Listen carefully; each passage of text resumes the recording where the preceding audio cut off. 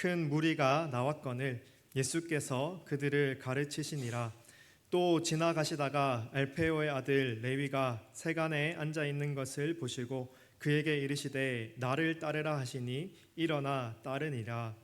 그의 집에 앉아 잡수실 때에 많은 세리와 죄인들이 예수와 그의 제자들과 함께 앉았으니 이는 그러한 사람들이 많이 있어서 예수를 따름이러라. 바리새인의 서기관들이 예수께서 죄인 및 세리들과 함께 잡수시는 것을 보고 그의 제자들에게 이르되 어찌하여 세리 및 죄인들과 함께 먹는가? 예수께서 들으시고 그들에게 이르시되 건강한 자에게는 의사가 쓸데없고 병든 자에게라야 쓸데있느니라. 나는 의인을 부르러 온 것이 아니요 죄인을 부르러 왔노라 하시니라. 아멘. 네. 오늘 말씀의 제목은 그가 오신 이유입니다. 이 말씀의 제목이 의미하는 것은 예수님이 이 땅에 오신 이유가 무엇일까? 예수님이 이 땅에 오신 목적이 무엇일까? 그것을 말씀을 통해서 한번 살펴보고자 이런 제목을 한번 붙여보았습니다. 지난 2020년 우리는 눈에 보이지 않지만 굉장히 우리를 힘겹게 만드는 어떤 것과 싸웠습니다. 그것이 무엇입니까? 바로 코로나 바이러스였습니다. 이 코로나 바이러스에 감염되면 우리 몸이 이상 반응을 보입니다. 어떤 반응일까요? 저도 결혼을 3주 앞두고 이 코로나 바이러스 확진이 돼갖고 굉장히 몸이 막 고생하고 마음으로도 졸였던 그런 기억이 있는데요. 이 코로나 바이러스에 걸리면 일단은 열이 막 엄청 많이 납니다. 38도, 막 39도 막 이렇게 고열이 나서 가만히 서 있는 것도 힘들고 가만히 무언가 활동하는 것이 힘들어서 누워 있을 수밖에 없는 그런 상황이 됩니다. 또 어떤 경우에는 막 속이 막 메스껍기도 하고 또 여러 가지 이상 증상들이 나타나는데요. 이 심하면 죽음까지 이르기 때문에 이 문제는 당시에 아주 심각한 것이었습니다. 그래서 많은 사람들이 이 문제가 더 확산되지 않기 위해서 코로나가 확산되지 않기 위해서 많이 노력을 했고 또 개인 위생도 신경을 쓰고 또 나중에는 이 코로나 확산을 막으려고 백신까지도 맞는 그런 상황들이 펼쳐졌습니다. 코로나가 그만큼 무서운 것이었고 해결해야 될 문제이기 때문에 그렇게 행동했던 것입니다. 그런데 오늘 말씀을 보니까 예수님은 죄의 문제를 다루십니다. 이 코로나 바이러스를 제가 처음에 말씀드렸는데 이것과 죄 사이에 어떤 연결점이 있을까요? 코로나 바이러스가 눈에 보이지 않지만 우리 몸의 건강을 심각하게 위협했습니다. 또 죄도 우리 눈에 보이지는 않지만 우리의 영혼을 망하는 길로 그렇게 잘못 인도합니다. 또 한 가지 생각할 것이 있다면 코로나에 걸리지 않아야 우리가 좋은 컨디션으로 건강한 삶을 살아갈 수가 있습니다. 어쩔 수 없이 그것이 전염병이기 때문에 만약에 코로나에 걸렸다면 약을 먹고 주사를 맞고 또 잘 쉬어야만 빨리 낫습니다. 마찬가지로 사람은 죄의 길에 죄의 문제에 빠지지 않아야 영적으로 건강한 삶을 살아갈 수가 있습니다. 혹시 사람이 실수하고 연약해서 넘어졌더라도 빨리 돌이킬 때 은혜가 있습니다. 그런데 이렇게 살아가는 비결, 죄의 문제를 이기고 하나님 앞에서 건강하게 살아갈 수 있는 비결은 나에게 있는 것이 아닙니다. 잘 생각해 보면 그 비결이 예수님께 답이 있다는 것을 우리가 알아야 합니다.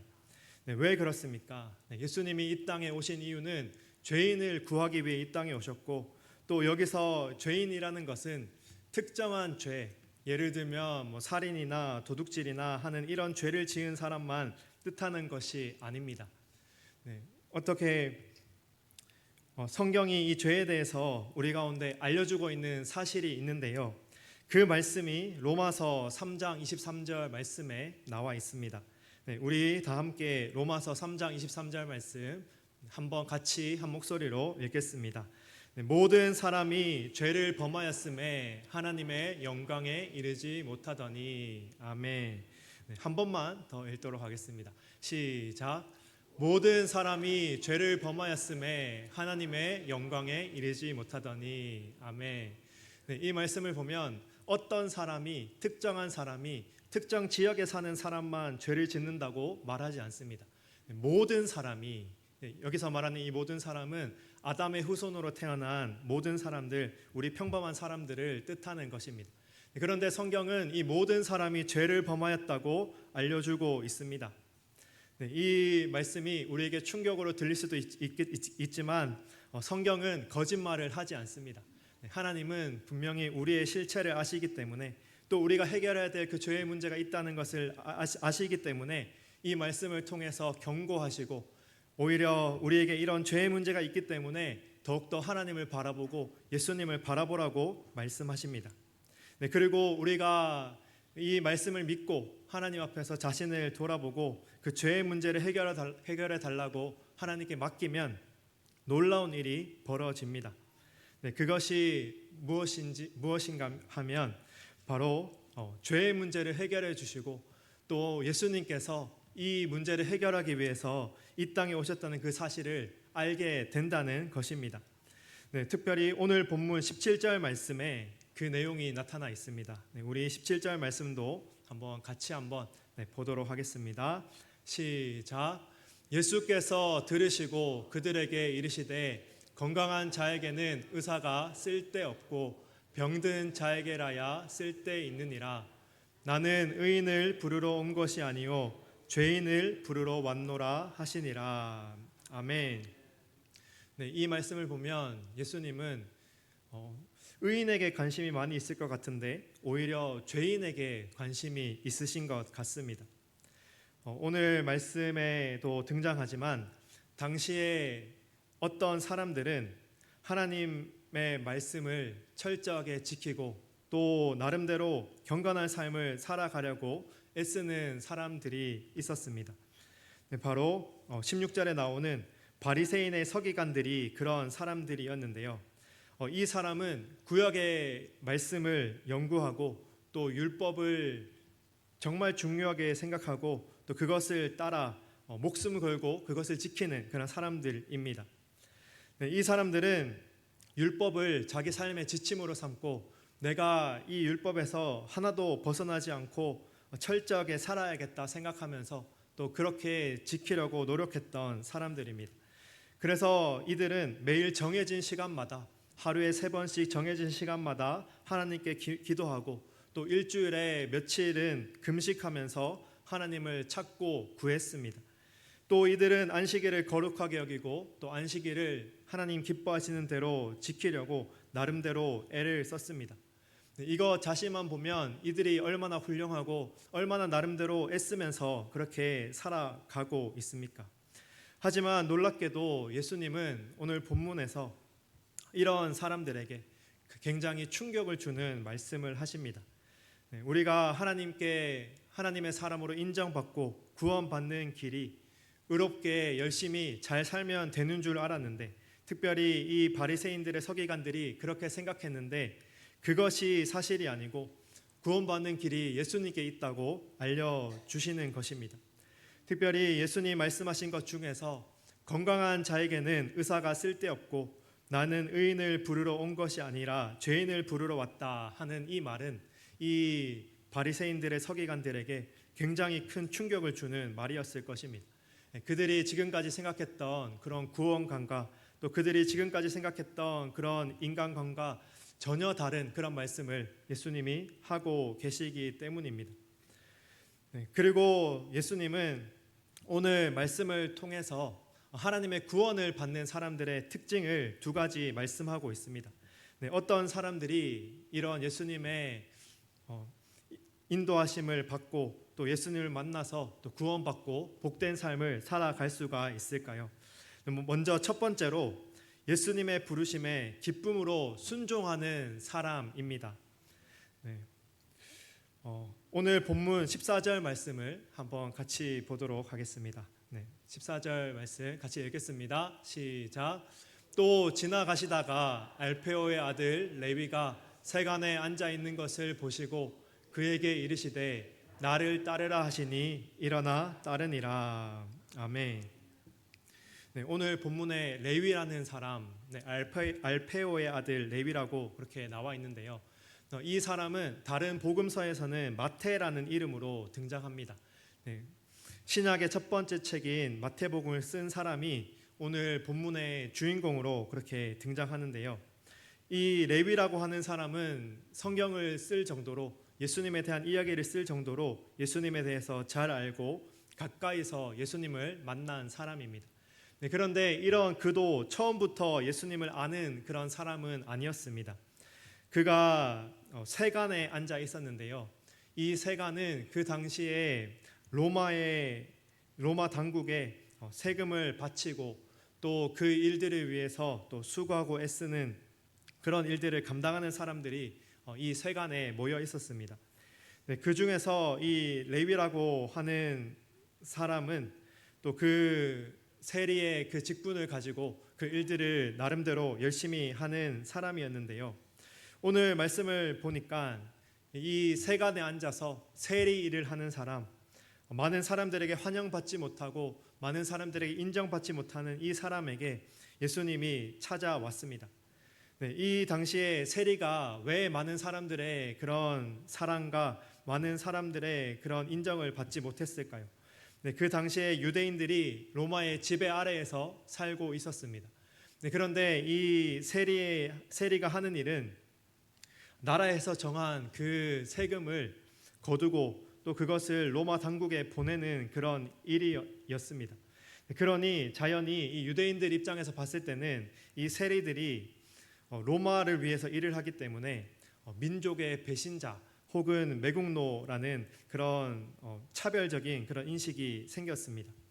더군다나 당시에 많은 세리들이 이 세금을 받을 때에 정해진 비율, 예를 들어서 10분의 1이면 10분의 1 이 정도만 이렇게 받으면 되겠는데 정해진 것보다 훨씬 더 많이 10분의 2, 10분의 3 이렇게 거두면서 부당한 이득을 in my pocket 이렇게 했습니다.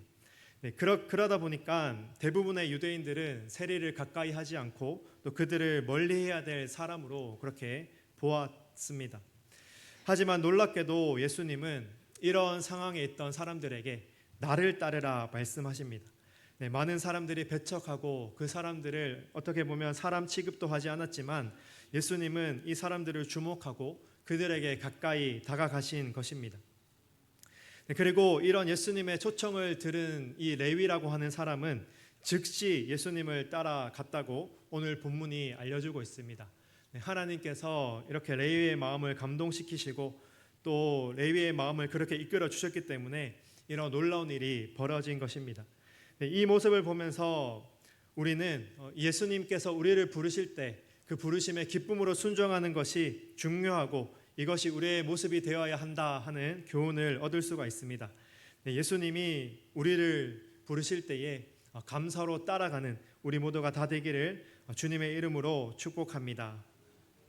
또 두 번째로 우리는 오늘 말씀을 통해서 자신의 연약함에도 불구하고 예수님 앞에 나오는 사람이 복이 있다 하는 것을 알 수가 있습니다.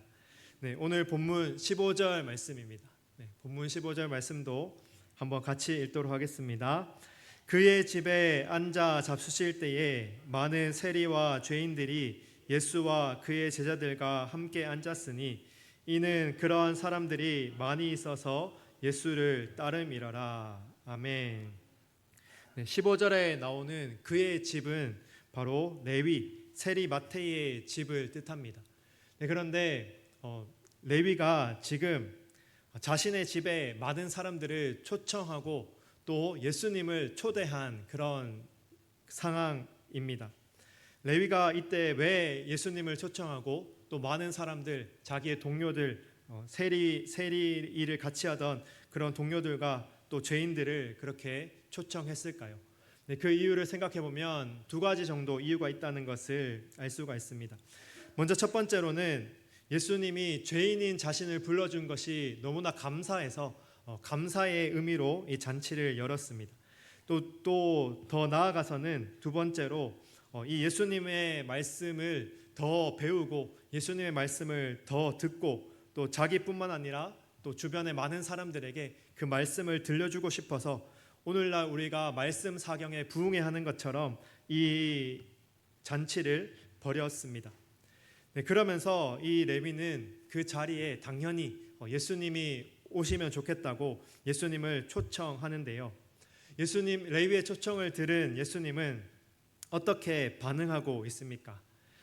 사실 이 당시에 그 레위의 집에 모인 사람들이 오늘 말씀을 보니까 많은 세리와 죄인들이 있었다 이렇게 알려주고 있습니다. 사랑하는 여러분, 세리와 죄인 하면 어떤 마음이 드십니까?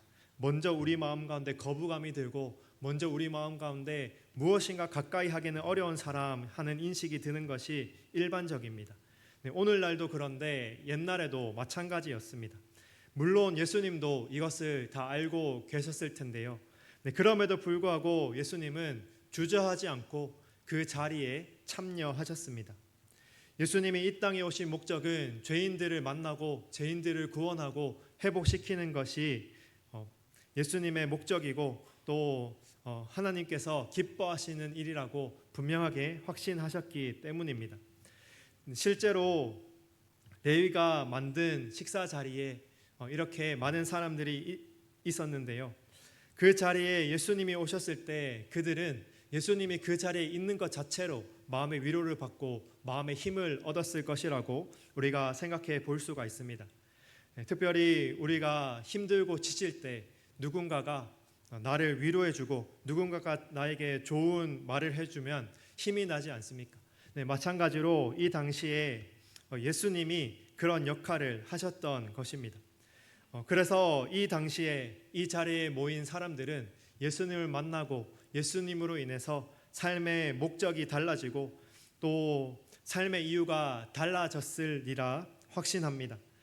그래서 우리는 오늘 이 말씀을 통해서 예수님이 이 땅에 오신 목적대로 죄인을 찾으시고 또 그렇게 우리가 연약함과 허물이 있을지라도 우리 또한 예수님을 찾으면 우리의 모든 문제가 해결되고 새로워진다 하는 것을 알 수가 있습니다. 왜 그렇습니까? 우리 예수님의 사랑은 우리의 모든 허물과 연약함을 덮고도 남습니다. 이것을 믿고 그분 앞에 나오는 사람은 하나님의 사랑을 잊고 또 그 하나님의 사랑을 힘입어서 믿음으로 그렇게 살아갈 수가 있습니다. 이것이 우리의 모습이 되기를 주님의 이름으로 축복합니다. 이제 말씀을 정리하도록 하겠습니다. 오늘 우리는 예수님이 먼저는 마태를 레위를 제자로 그렇게 부르시고 또 그 예수님의 부르심에 응답하는 모습을 살펴보았습니다. 그리고 또 이 예수님의 부르심에 감격하고 또 감사하고 또 예수님에 대해서 더 알고 싶은 레위가 자기의 동료들을 초대하고 또 죄인들을 자기 집에 초대했을 때 예수님도 그 자리에 오셨습니다. 그리고 거기서 말씀을 전하시고 하나님의 사랑을 전해 주셨습니다. 예수님이 왜 이렇게 행동하셨을까요? 오늘 본문 17절 말씀, 본문 17절 말씀 마지막으로 한 번만 더 같이 보도록 하겠습니다. 시작. 예수께서 들으시고 그들에게 이르시되 건강한 자에게는 의사가 쓸데없고 병든 자에게라야 쓸데있느니라. 나는 의인을 부르러 온 것이 아니요 죄인을 부르러 왔노라 하시니라. 아멘. 이 말씀이 무엇을 말해주고 있습니까? 우리 예수님이 이 땅에 오신 목적이 이 말씀에 분명히 나타나 있습니다. 예수님은 의인을 부르러 온 것이 아니라 죄인을 부르러 이 땅에 오셨습니다. 그리고 나의 문제를 깨닫고 하나님 앞에 겸손함으로 나아가는 사람을 가장 좋은 치료자가 되어주셔서 치료해 주시고 회복시켜 주십니다. 이것을 믿는 자마다 예수님의 놀라운 은혜를 입고 그렇게 변화된 삶을 살아갈 줄로 믿습니다. 누가복음 19장에 나오는 그 삭개오처럼 우리의 인생이 예수님을 만났을 때 달라지고 변화됩니다. 이것을 생각하면서 우리가 먼저 하나님의 자녀로 합당하게 살아가고 또 하나님의 은혜가 필요한 자에게 담대하게 복음을 전하는 우리 모두가 다 되기를 주님의 이름으로 축복합니다. 오늘 말씀을 또 생각하면서 또 우리 또 준비하신 헌금, 나의 사랑, 또